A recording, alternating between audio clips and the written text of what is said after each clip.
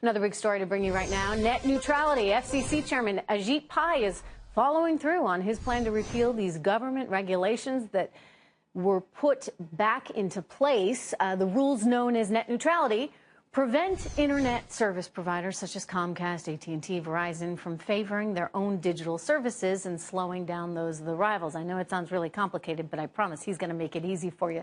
Ajit Pai believes that these rules are discouraging basically investment in new networks, and being able to provide faster online access in remote locations is pretty important stuff right now. He joins me now, and Ajit, congrats. This is what you wanted to do. Well, thanks, and it's great to be with you again, Trish. I'm looking at the word net neutrality on our screen right now, and I'm sure people are sort of glazing over. Explain what that is, because you, I think, do this better than anyone, sir. Well, thanks. It involves a basic concept of how the internet is governed. Do you want it to be governed by engineers and entrepreneurs, or do you want it to be run by bureaucrats and lawyers here in Washington? Starting in the Clinton administration, there was a consensus on light touch regulation. We would let the market, as opposed to micromanaging regulators, decide how it was governed. That changed in 2015 under the Obama administration. And all I've proposed to do is simply return to that bipartisan consensus that served us so well for 20 years in favor of the market. So President Obama and his team didn't want to see the market at work? Essentially, yes. Yeah, after the 2014 elections, he instructed the FCC to adopt these heavy-handed common carrier regulations that were developed in the Great Depression to tame Ma Bell, the telephone monopoly, and they applied it to this very dynamic marketplace. Thousands of internet service providers were now under the sledgehammer of so-called Title II regulation. Well, you're up against some critics, Ajit, including the mainstream media. Maybe we should just call them what they are, the leftist media there. The Washington Post, anyway, writes this today, sir.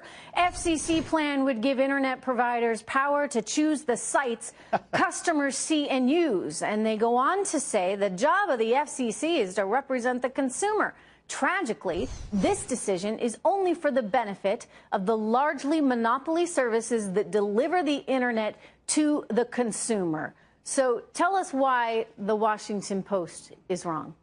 Well, there's a spectacular amount of misinformation out there, and I predicted this in my Wall Street Journal op-ed yesterday where I rolled out this proposal. And I said, look, there's going to be a lot of anti-market ideology you'll hear about how the internet is going to be destroyed, how consumers are going to be harmed, and it's simply not true. If you look at the past 2 years of these heavy-handed regulations, it has impeded investment in next-generation networks. And when I travel the country, when I go to places like Lorenz, Iowa, or Parsons, Kansas, what I hear is that these regulations are preventing smaller companies in particular from spending capital to build out networks, to connect Americans with digital opportunity. And that's why if we go back to the market-based regulation, companies will have more incentive to invest, and entrepreneurs will have a better chance to reach more Americans, and consumers will be much better off. They'll have better, faster, and cheaper internet access. I think it's worth people understanding just how cumbersome some of these regulations are. You've made the point that, you know, if you're a radio station in Kansas City, you're not able to also own the local newspaper. But nowadays, the radio station, you'd assume, would have a web presence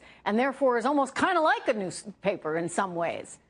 And to me, at least, the job of the government is not to dictate how the market is structured or to say who wins and who loses. That's up for consumers to decide. Yeah. And so from my perspective, at least, if we set the rules right, if we adopt President Clinton's approach from the 1990s and update it for the digital age, we'll see unparalleled innovation and investment going forward. What does it mean for the media industry, and what does it mean for consumers? How could the world look different with this new set of rules?